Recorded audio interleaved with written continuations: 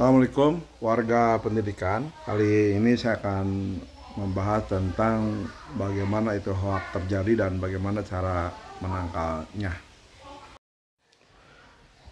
Data statistik menunjukkan tahun 2021 ini warga negara Indonesia di atas 300 juta. Dan 200 jutanya, 74% lebih, itu pengguna internet. Dan data lain menunjukkan bahwa pengguna medsos dan berita online totalnya di atas 50%. Hanya disayangkan minat baca kita hanya 0,1%. Satu orang dari 1000 hanya satu orang yang daya tahan bacanya luar biasa. Inilah yang menyebabkan hoax bisa menjamur di mana-mana. Lantas bagaimana hoax itu terjadi? Ternyata sumber hoax yang banyak bertebaran di kita bersumber dari media-media seperti WhatsApp, Facebook, YouTube, Instagram, dan Twitter. Terkait dengan hal ini juga, Microsoft tahun 2021 merilis laporan survei keadaban digital tahun 2020 yang ternyata penduduk dunia di masa pandemi ini ya keadabannya cukup meningkat, toleransi, saling mencintai dan menghargai. Hanya disayangkan untuk level Asia ya, khususnya Asia Tenggara dan lebih khusus Indonesia, ternyata keadaban digital ini justru malah menurun. Apa yang terjadi ini bisa dibuktikan dengan ujaran kebencian, kemudian bullying, dan salah satunya adalah hoax. Dan ternyata hoax ini menjadi masalah yang cukup serius karena penyebarannya tak terbatas ya.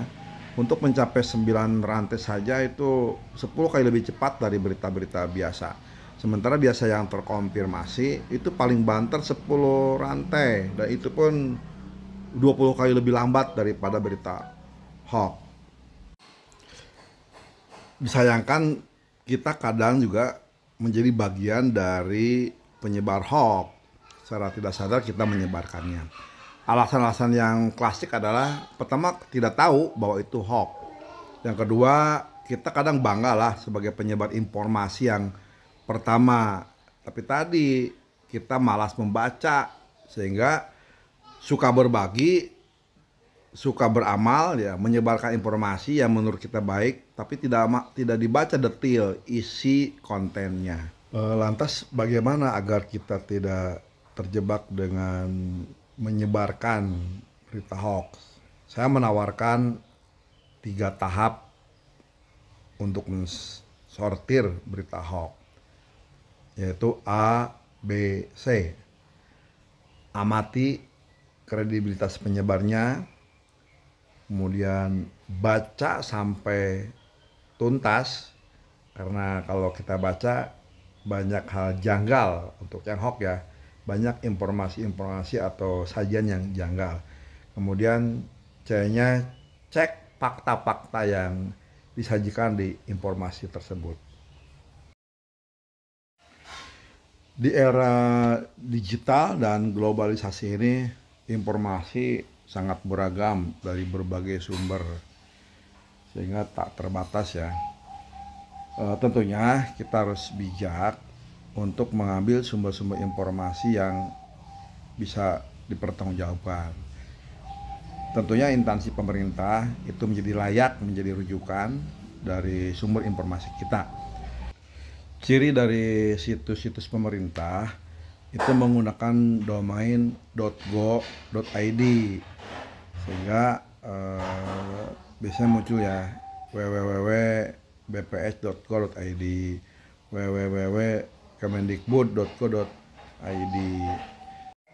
Selain situs pemerintah, juga bisa dipertimbangkan sebagai rujukan informasi kita adalah dari lembaga-lembaga swasta atau perguruan tinggi.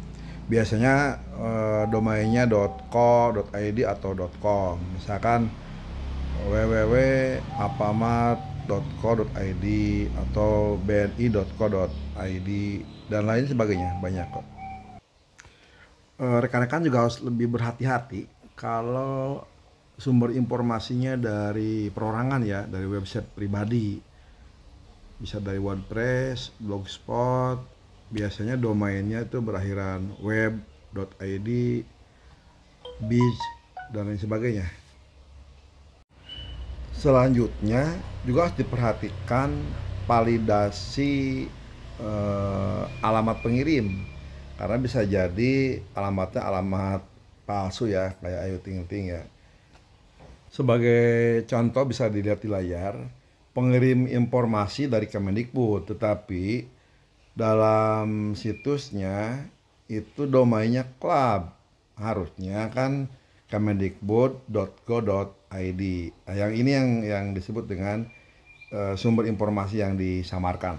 Seolah-olah sumber informasinya dari Kemendikbud, padahal itu dari seseorang yang sengaja ya menguji kemampuan kita dan kejelian kita. Setelah kita mengamati kredibilitas sumbernya, berikutnya adalah membaca sampai tuntas. Kalau kita baca sebuah informasi, maka di sana banyak juga disajikan tentang katanya fakta dan data ya, berupa angka-angka, foto maupun video. Untuk memastikannya, maka angka-angka yang ada, data-data dalam bentuk angka ya, yang disajikan dalam sebuah informasi bisa di copy dan di paste di Google Search, sehingga bisa terlihat apakah ada unit atau instansi lain yang memang menyajikan data itu yang kemudian dimanipulasi ya. Termasuk juga foto dan video bisa di drop di Google Image, sehingga bisa dilihat sumbernya dari mana. Fotonya dan video itu apakah video zaman dulu, masa lalu yang kemudian diedit, digunakan seolah-olah saat ini, atau video-video dan foto-foto saat ini yang sebenarnya tidak ada kaitan sama sekali ya, tetapi kemudian dihubung-hubungkan, diberikan uraian kalimat yang provokatif ya, seolah-olah tentang video dan foto itu. Sampai di sini saya kira cukup jelas ya. Kita sudah bisa memilah dan membedakan mana berita hoax dan berita yang benar ya. Diawali dengan mengamati kredibilitas penyebar informasi, kemudian kita baca isi informasi sehingga ketemulah fakta-fakta yang ada di dalamnya. Baru yang terakhir kita cek fakta-fakta yang disajikan dalam informasi tersebut. Karena bisa jadi fakta data itu benar ya, fotonya benar, videonya benar, tetapi itu tanggalnya atau waktunya waktu masa lampau. Tsunami di Aceh puluhan tahun yang lalu, kemudian diunggah ulang sekarang bahwa tahun ini, hari ini ada tsunami di Aceh. Fotonya benar, foto yang zaman dulu ya. Atau mungkin kita juga harus mengecek walaupun itu informasi dari instansi pemerintah atau instansi resmi negeri maupun dari swasta ya. Kita coba cek, bandingkan dengan sumber-sumber yang lain, karena informasi yang benar biasanya banyak yang menyampaikan informasi pembanding lah dari sumber-sumber yang berbeda. Mengapa perlu membandingkan dengan sumber-sumber yang berbeda? Karena tadi biasanya berita itu ada kepentingan ya, kepentingan, selama itu baik ya nggak masalah. Tetapi kalau kita bisa berpikir luas ya, dengan cara tadi kita coba dari pendapat yang berbeda, dari sumber yang berbeda, sehingga apa yang kita dapatkan, informasi yang kita dapatkan itu jauh lebih lengkap, jauh lebih valid, dan jauh lebih bisa dipertanggungjawabkan. Dan terakhir, rekan-rekan harus bisa membedakan mana fakta dan mana opini. Idealnya penyampai informasi atau informan itu menyampaikan fakta-fakta, data-data dengan dukungan-dukungan yang valid ya. Tidak menjadikan opini pribadi seolah itu sebagai fakta. Ini harus bisa dilihat oleh kita semua manakala kita mendapatkan informasi. Saya kira pembahasan tentang hoax sudah cukup. Rekan-rekan pasti sudah bisa memahami bagaimana cara mendeteksi itu suatu informasi adalah hoax atau berita yang benar. Amati, baca, dan